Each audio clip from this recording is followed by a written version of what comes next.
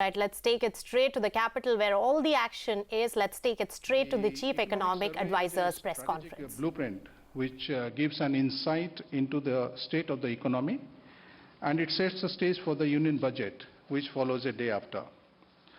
The survey contains new ideas and vision for the future.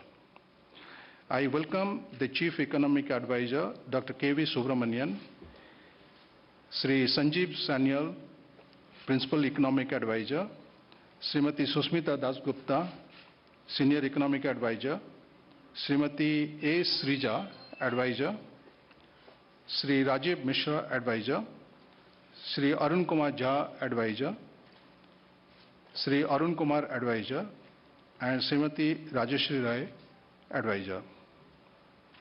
Today's press conference will be as follows. First of all, we'll have a photo up with the economic survey in hand, and then the CEA will make a PowerPoint presentation, and it will be followed by question-answer session. At this stage, I presume all of you have kept your mobile phones in the silent mode at least. So we'll have the photo up.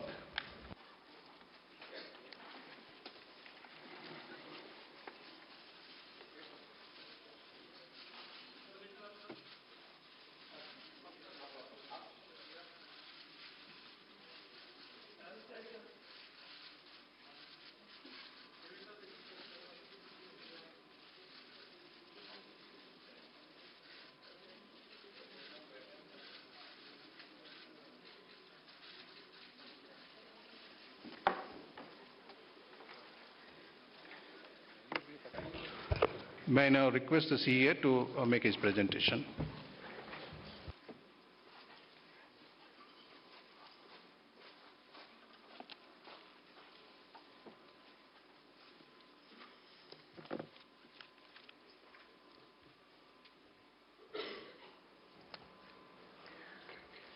Good afternoon, everyone, and thank you very much for coming here to listen to the ideas from the Economic Survey 2018-19. Let me first start by thanking my excellent team here, many of the advisors, all the advisors are seated here, and my other team who are seated over there, for their dedicated effort over the last several months to put this survey together. I'd also like to thank several others, including the consultants, the directors, and everybody from the team DEA for putting this survey together. Translators and the team from production, who literally burnt the midnight oil in trying to get this in the shape that you're seeing it now, also deserve our sincere gratitude. Last but not the least, the entire team would like to thank the Honorable Prime Minister, the Honorable Finance Minister, and the Honorable Minister of State for providing us this opportunity to share our ideas through the economic survey. So let me start by first describing the theme that underlies this economic survey, which is captured in the cover page of the survey. The blue color, the sky blue color, which is the color that is used for the survey, captures unfettered blue sky thinking, which is what we have indulged in trying to come up with the ideas for this economic survey. In an uncertain world in which we all work, there are three key elements that are critical for ensuring that policies really help in reaching the common person. First, a vision that has already been provided by the Honorable Prime Minister of a $5 trillion economy by 2024-25. To achieve that vision, a strategic blueprint is necessary. That's the second element. And this year's economic survey, therefore, makes a concerted effort to try and provide that strategic blueprint for achieving the vision laid down by the Honorable Prime Minister. Third key element are tactical tools that are necessary to calibrate into this strategic blueprint. So the survey especially Volume 1, lays out the strategic blueprint and also talks about several of the tactical tools that are necessary to ensure that we calibrate continuously to achieving that vision.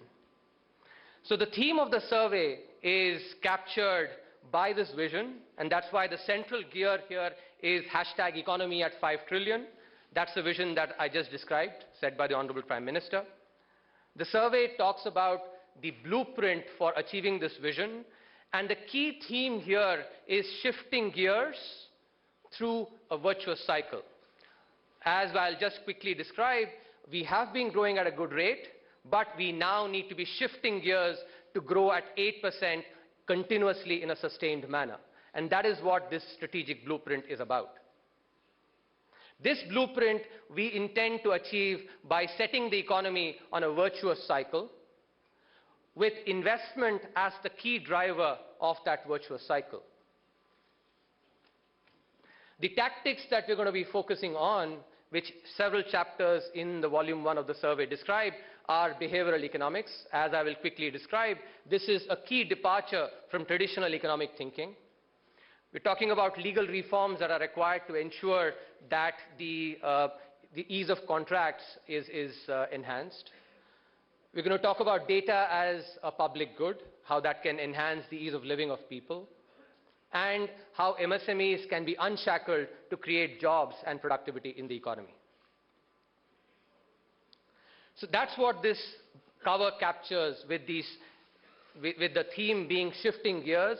All these gears are being shown in unison because they go together, and that's the theme that is captured in the cover. As before, we've actually kept the structure of 2 volumes. The first volume lays out the strategic blueprint. It has 11 chapters in it, and with the key intent being the blueprint for achieving the hashtag economy at 5 trillion. The theme, as I just mentioned, is shifting gears through a virtuous cycle with investment as the key driver.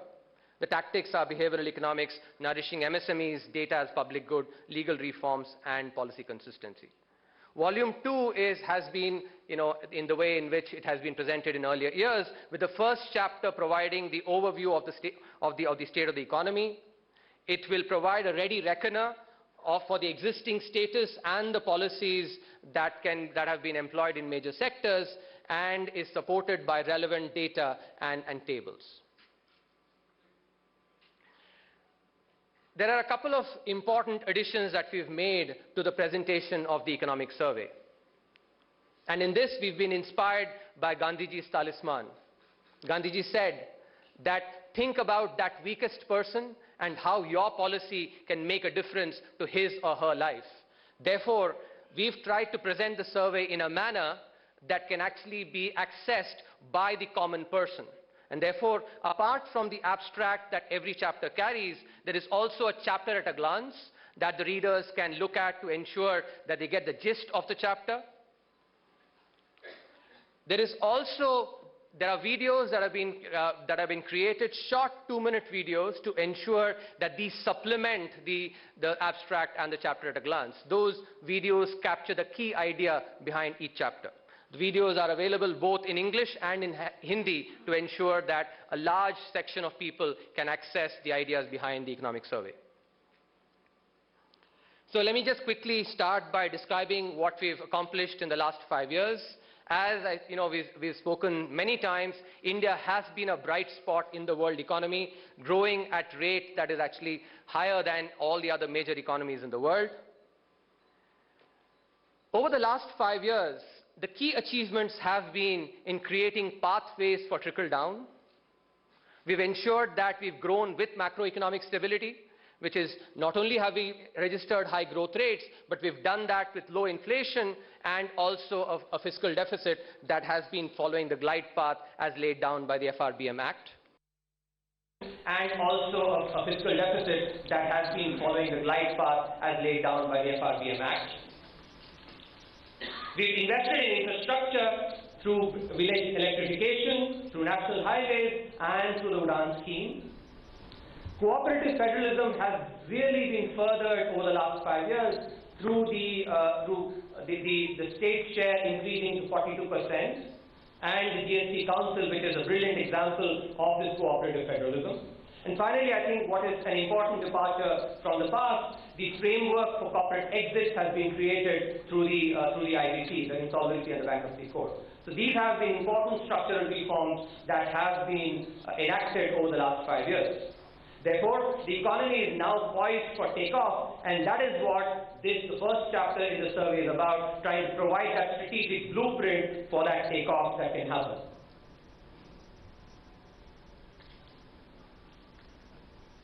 So, the key departure that the survey makes is in thinking about the economy as being in either a virtuous cycle or a vicious cycle. Investment, as I just mentioned, is the key driver of that cycle. Savings that happen in the economy enable investment. Investment leads to improvements in productivity. And when firms become more productive, they're able to go and compete in the international market, thereby foster exports, and which helps the economy. As I'm just going to show, productivity improvements also lead to job creation in the economy, and when exports and jobs come together, that creates purchasing power in the economy at the bottom of the pyramid, which then leads to increase in demand. Anticipating greater demand, firms go and invest further, and that is how this virtuous cycle perpetuates. So the intent really is that the economy, we are intending to shift gears by taking this economy into a virtuous cycle which is driven by investment. A favorable demographic phase, which we are currently in, supports this virtuous cycle because the proportion of working age that we're going to have in our population is really a big plus at this current stage. So this idea of viewing an economy in a virtuous cycle or a vicious cycle, we've arrived at this by carefully examining evidence from China and other East Asian economies that have registered high growth rates. In this chart, what is being shown here is the rate of savings as a ratio of GDP, the investment as a ratio of GDP, and the consumption as a ratio of GDP for China. But I'm going to show you the chart for China. The other charts for the other East Asian economies are available in the chapter. So what I want you to take away here is take a look at that red line which shows consumption. Consumption as a proportion of GDP secularly declined in China as savings and investment increased significantly since the 1980s, touching up to 50% of the GDP as investment. And that is a key point that I want you to take away, which is the investment as the key driver of this virtuous cycle. Another way of looking at the same thing is using development time as the determinant. So what you find now on the x-axis is the log of GDP per capita, which captures the development time. The red line here, which is increasing, shows that as the per capita GDP increased, China's exports to GDP, that ratio went up significantly. Also, China's savings to GDP and investment to GDP increased significantly as the economy became better and better and the per capita GDP increased. This is the virtuous cycle that we're talking about. That as the economy started doing better and better, China started pouring more of its savings into investment, started saving even more as a proportion of its GDP and investing more. And that is what led to this virtuous cycle that we are really trying to focus on for the Indian economy. Some complementarities that are important to keep in mind here. So on the left side, what you find is how an increase in investment affects productivity, increases productivity. And that increase in productivity thereby also leads to increase in exports. On the right side, you see that an increase in the productivity leads to an increase in exports as well. So an increase in investment translates into increase in exports via the productivity route. This is one of the key complementarities that the virtuous cycle really relies on. A second complementarity that is important for us to focus on is the impact of investment rates on jobs. Here what you see is an increase in the investment rate brings down the unemployment rate in various economies, and that's the other complementarity that is quite important for us to focus on. Therefore, the two key departures that we make from traditional economics are as follows. First, the economics of equilibrium. As I just showed you using the Chinese experience and what we've seen with other high-growth East Asian economies as well, these high-growth economies set out on a virtuous cycle. And that is what enabled them to increase the per capita GDP and thereby create welfare for their citizens. On the flip side, the global financial crisis illustrated that countries can go into a vicious cycle as well. As people lost their jobs, their purchasing power declined. As a result, they were able to not demand as much goods and services, which had a dampening effect on investment, and thereby the vicious cycle operated as well. So this is a key departure that we're making from the traditional thinking by thinking about economies as either in a vicious cycle or in a virtuous cycle. The other key departure, which I've just alluded to through some of the pictures on showing the relationship between investment and exports and investments and jobs, is that traditional economics has viewed many of these problems of jobs, demand, investment, etc. in silos. In contrast, these are complementary phenomena that feed into each other, and that is why they should be viewed as a system that comprises a virtuous cycle. This virtuous cycle, as I just showed, is really affected by the demography as well.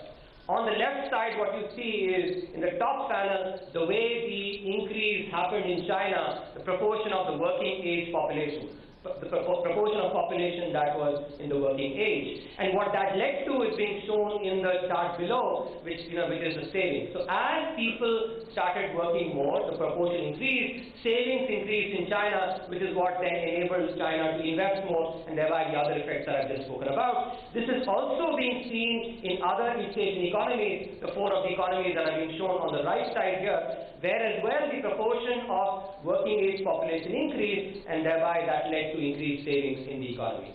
So the demography that we are in, and in the next 2 decades, we will be in a position to really avail the benefits of that demographic change that feeds into this virtuous cycle and thereby enables us to grow in a sustained manner at 8%, at an 8% real growth rate.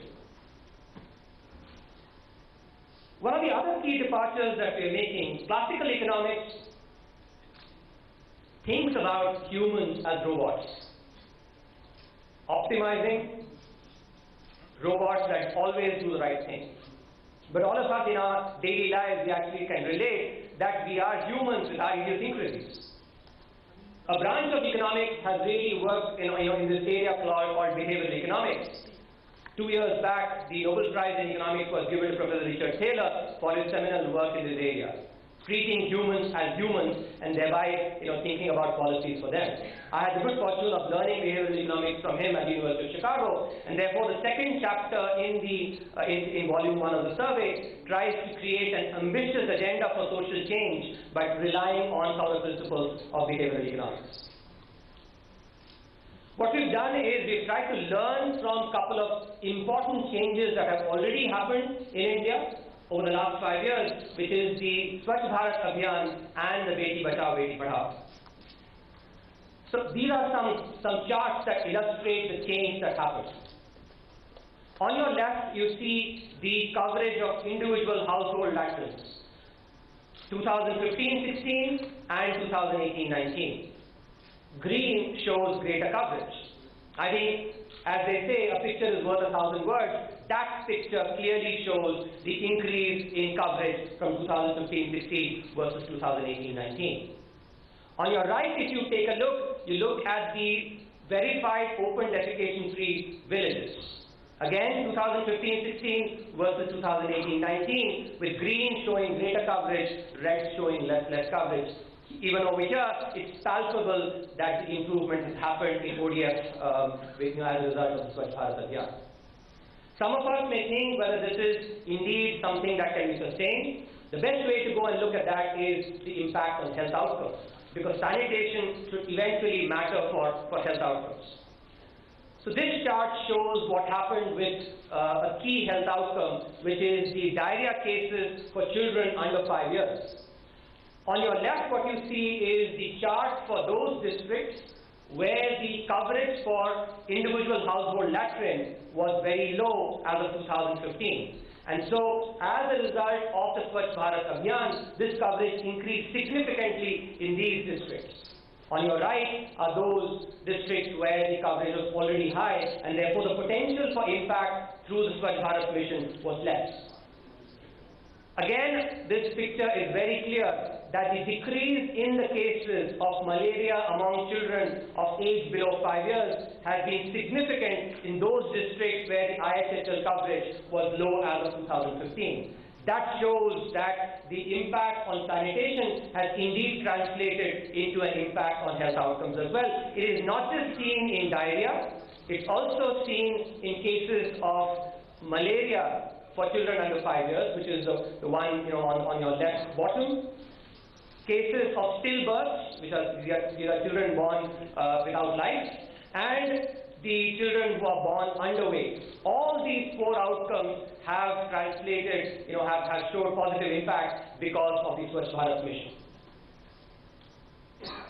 Another important campaign that really utilized behavioral economics was the Beti Bachao, Beti Padhao. Here again, we're showing a chart that shows the birth ratios as of 2015-16 and 2018-19. What you find here is that the darker areas are those where the birth ratios are better. Birth ratio captures the number of children born for every 1,000 children that are born. And clearly you can see here that as a result of the Beti Bachao, Beti Padhao, the improvement in the birth ratios. Using the learnings from these 2 campaigns, what we've tried to do is to lay out the key principles of behavioral economics.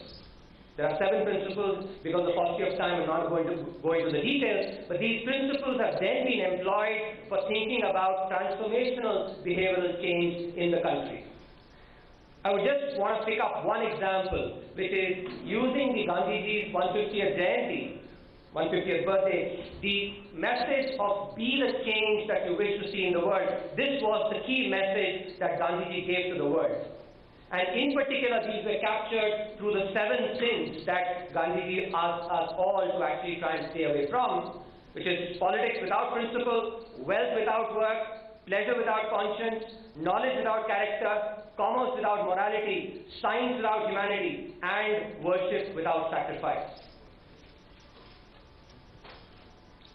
When we are at the stage of the 75th year of our independence, I think we are ready now to start taking into account the fact that our duties matter a lot. As citizens, we owe it to the country to actually think about our duties, not just our rights. And these are but some examples of the way in which behavioral economics can really enable change in this country.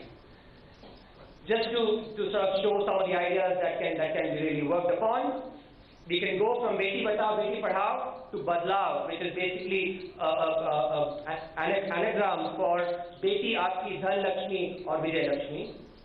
We can go from the Swachh Bharat mission to Swachh and Sundar Bharat mission, a healthy India and a beautiful India.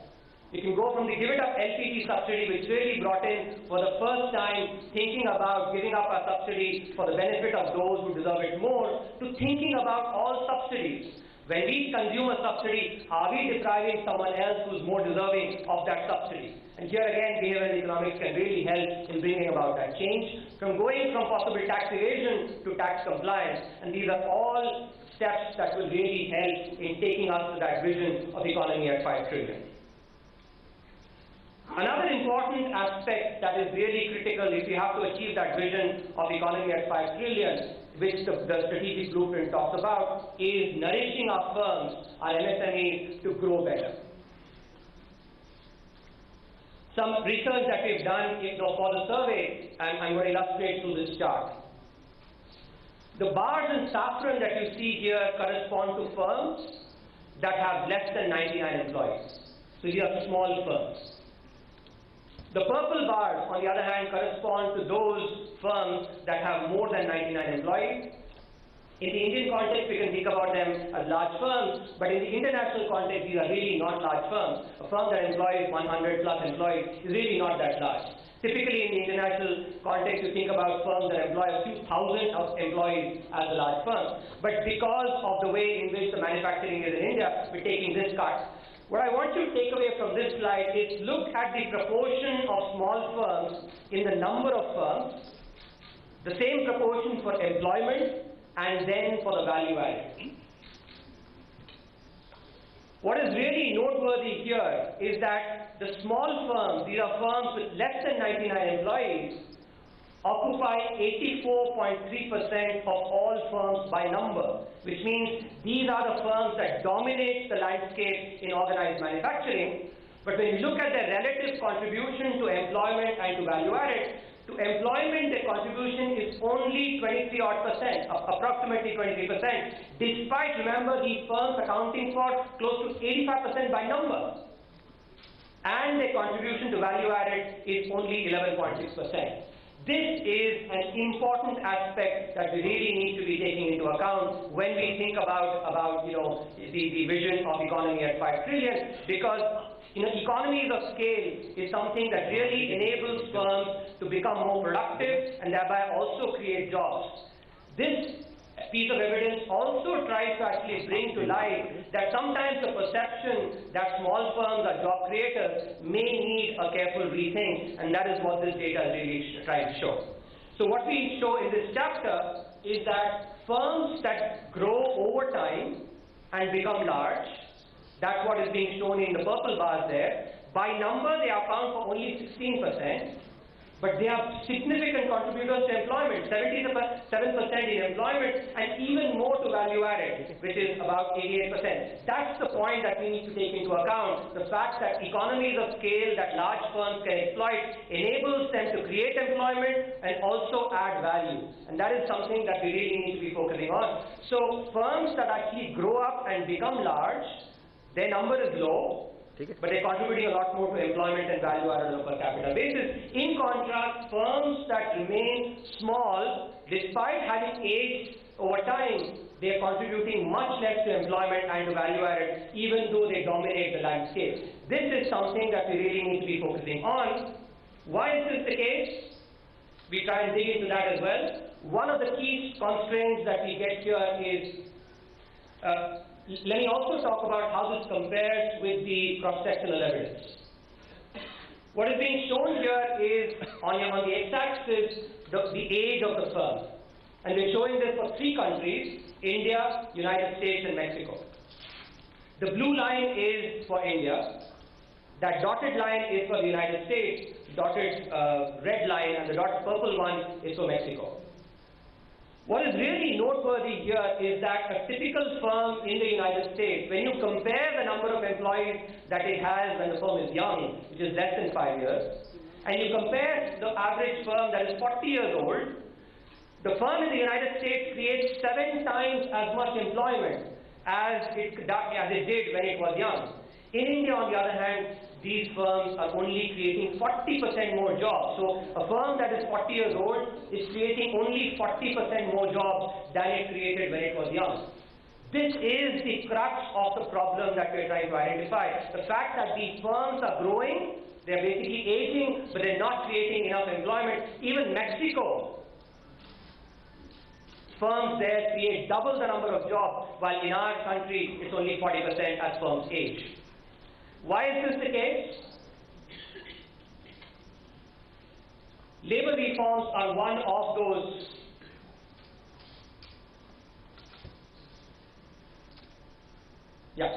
So labor reforms provide one of the key constraints.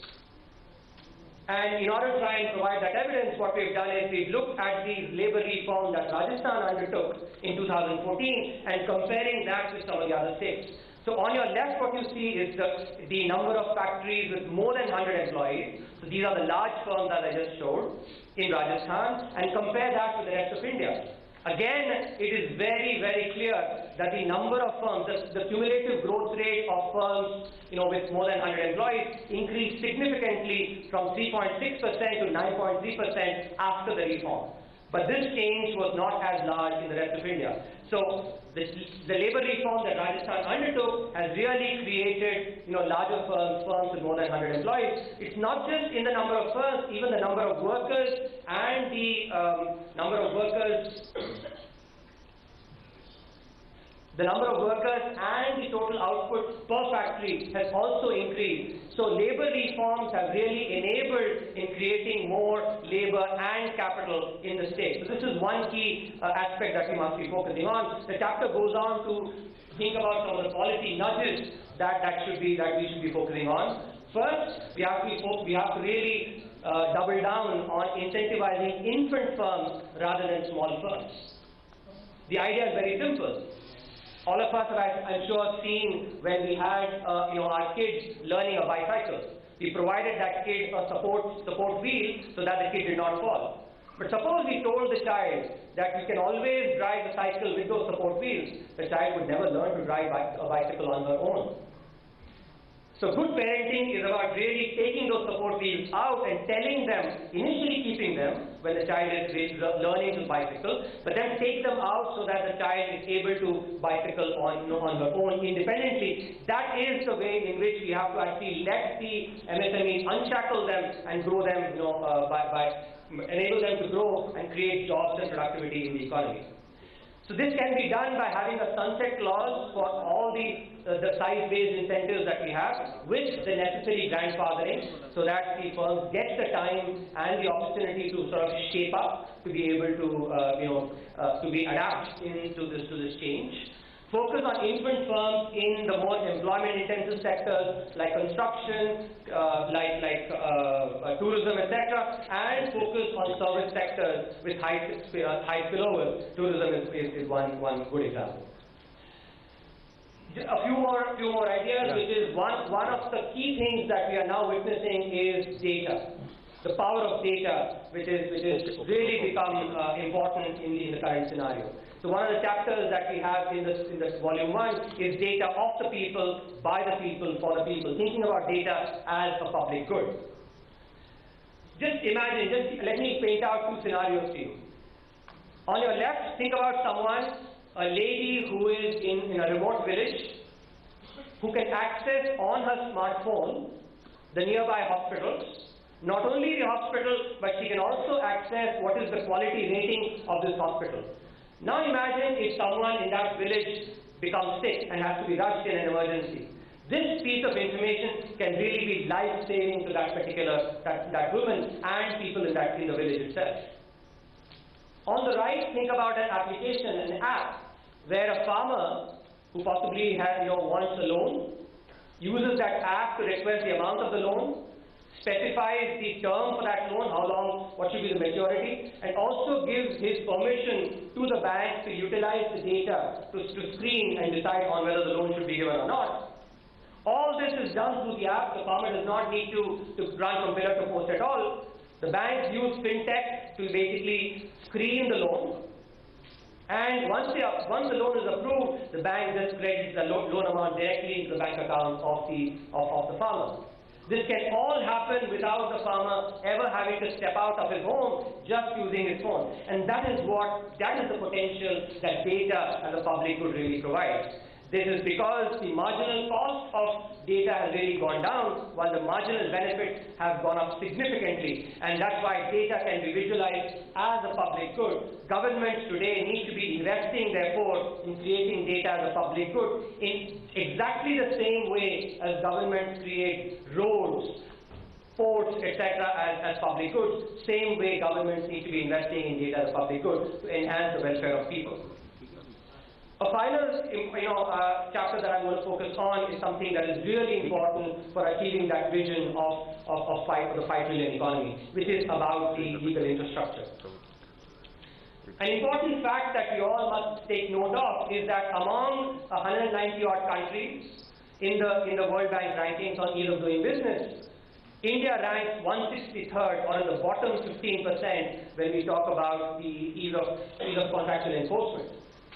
This is because we have a backlog of 3.5 crore cases in our courts, 90% of which is in the lower courts, the district and subordinate courts.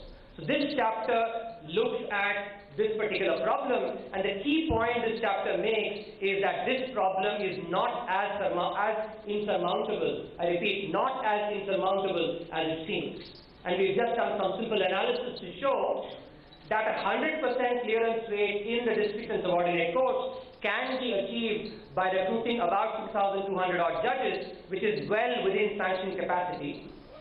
The backlog of these cases can be cleared within 5 years through a 25% improvement in productivity. And this productivity improvement can be brought by using technology, by enabling the administrative backbone of these courts, and also possibly by working on the vacation time.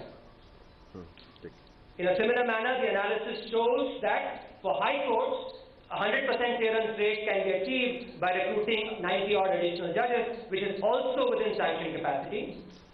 And the backlog can be cleared within 5 years by a 4% increase in productivity at the sanction strength. For the Supreme Court, the backlog can be cleared through an 18% improvement in the productivity. So this chapter makes a clear message that both by recruiting or by having judges within sanction capacity and by bringing about improvements in productivity, by bringing in technology, by enabling administrative backbones, the ease of contractual enforcement can really be enhanced, and this would be the best investment that India can make in trying to go towards the $5 trillion economy. So in sum, as I just said, the economic survey lays out a strategic blueprint for achieving that vision of economy at 5 trillion.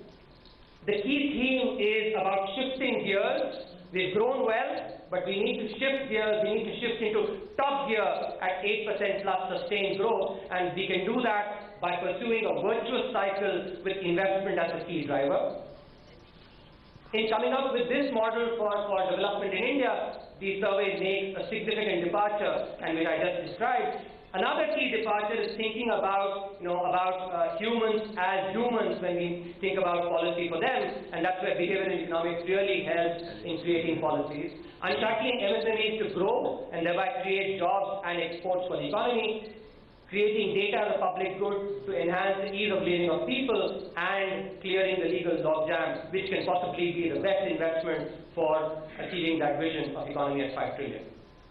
I thank you very much for your patience. Happy to take questions.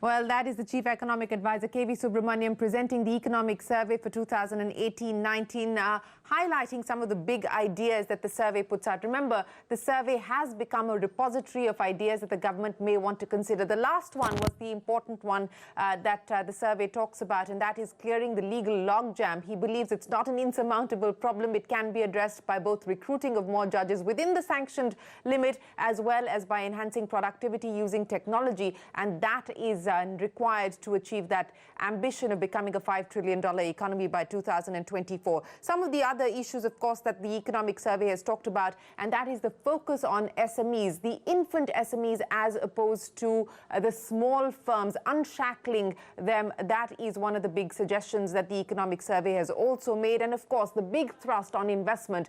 The survey littered with examples of what's happened in China and other East Asian economies, where the focus has to be on creating that virtuous cycle of savings, investment, exports. And that's what the survey is highlighting. How much of this is going to be part of the budget when Nirmala Sitharaman presents the finance bill tomorrow? That's the big question. But the emphasis and the thrust is very, very clear. The government needs to focus on growth and reviving investments. A quick break. We'll be right back with you with lots more on the markets. The Sensex and the Nifty holding in the green.